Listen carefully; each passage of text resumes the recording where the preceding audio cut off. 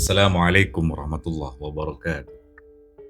Semoga engkau yang mendengar ini senantiasa dalam lindungan Allah yang maha lembut. Semoga langkahmu hari ini penuh keberkahan dan hatimu tenang di antara hiruk dunia yang tak pernah diam. Di ruang sunyi ini, mari kita duduk sejenak bersama kisah tentang seorang sahabat yang hidup sederhana, namun dijanjikan surga oleh Rasulullah Muhammad Sallallahu Alaihi Wasallam. Namanya Sa'id bin Zaid radhiyallahu anhu, salah satu dari 10 sahabat yang namanya telah ditulis di taman surga. Sa'id bin Zaid bin Amr bin Nufail, putra dari keluarga yang telah mengenal Allah sebelum risalah kenabian disampaikan kepada umat manusia. Nasabnya bersambung kepada suku Adi, cabang dari kabilah Quraisy yang mulia. Beliau adalah sepupu dari Sayyidina Umar bin Khattab radhiyallahu anhu dan kelak menjadi iparnya setelah menikahi Fatimah bintil Khattab, saudari dari Sayyidina Umar yang kelak membuka hati ketika mendengar lantunan ayat suci dari surat Thaha.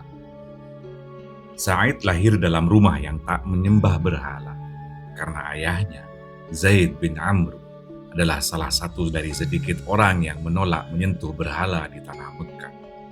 Beliau mencari Tuhan sejati, menolak sajian, sesembahan batu dan kayu, dan wafat dalam pencarian tauhid yang murni sebelum sempat bertemu dengan Rasulullah Muhammad Sallallahu Alaihi Wasallam.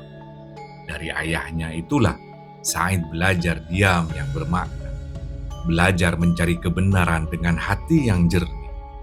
Dan ketika wahyu turun kepada Rasulullah Muhammad Sallallahu Alaihi Wasallam, Sa'id termasuk dari mereka yang menyambutnya tanpa ragu.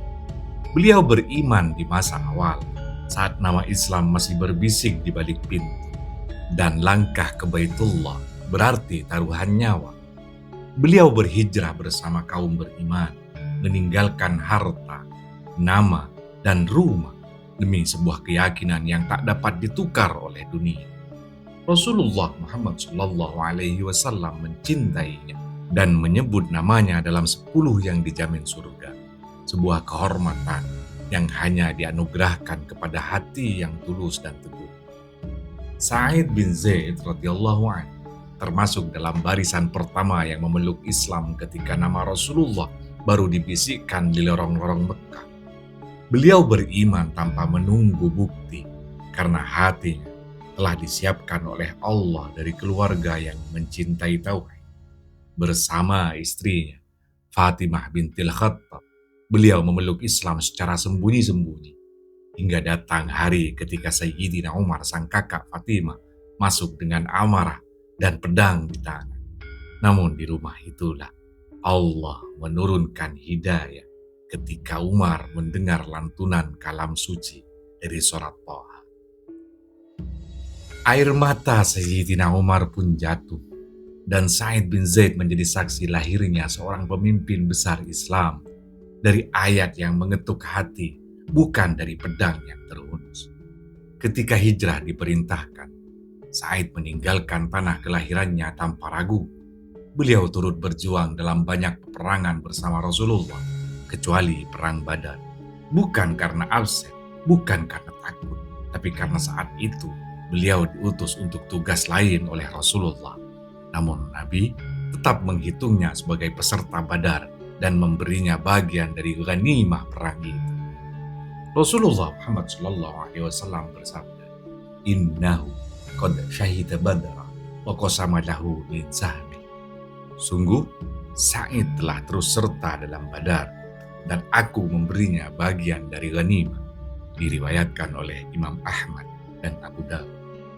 Sa'id bin Zaid dikenal sebagai sosok yang zuhud dan takut kepada Allah. Beliau enggan menerima jabatan dunia, meski Sayyidina Umar bin Khattab radhiyallahu anhu pernah menawarinya posisi kepemimpinan di Syam. Beliau berkata dengan lembut, "Wahai Amirul Mukminin, jangan bebani aku dengan urusan manusia. Aku ingin bertemu Allah tanpa membawa tanggungan mereka." Beliau lebih memilih kehidupan yang sederhana, mendekat kepada doa dan menjauh dari gemerlap dunia. Namun doa-doanya justru menjadi kekuatan yang tak terbantahkan. Suatu ketika, seorang wanita bernama Arwah bin Wais menuduh Sa'id bin Zaid telah merampas tanahnya.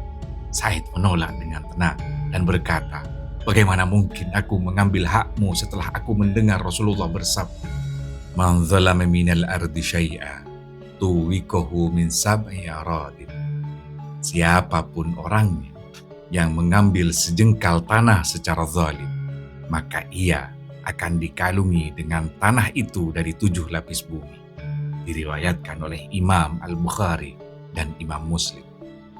Ketika Urwah bersikeras, Sa'id pun berdoa dengan diri, "Ya Allah, jika dia berdusta, maka butakanlah matanya dan matikanlah dia di tanahnya."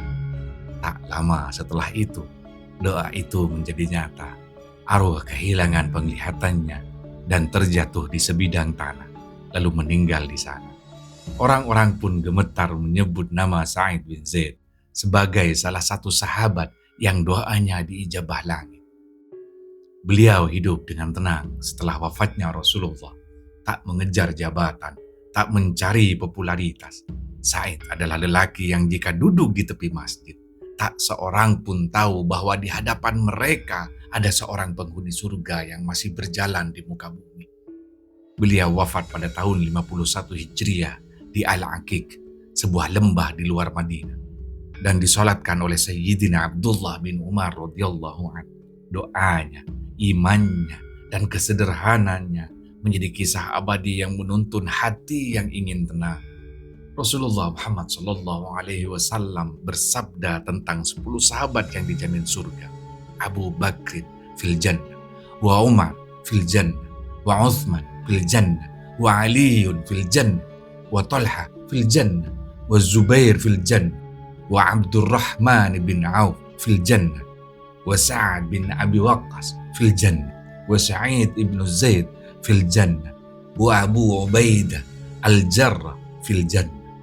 Abu Bakar di surga, Umar di surga, Utsman di surga, Ali di surga, Talha di surga, Zubair di surga, Abdurrahman di surga, Sa'ad bin Abi Waqqas di surga, Sa'id bin Zaid di surga, dan Abu Ubaidah al-Jarrah di surga.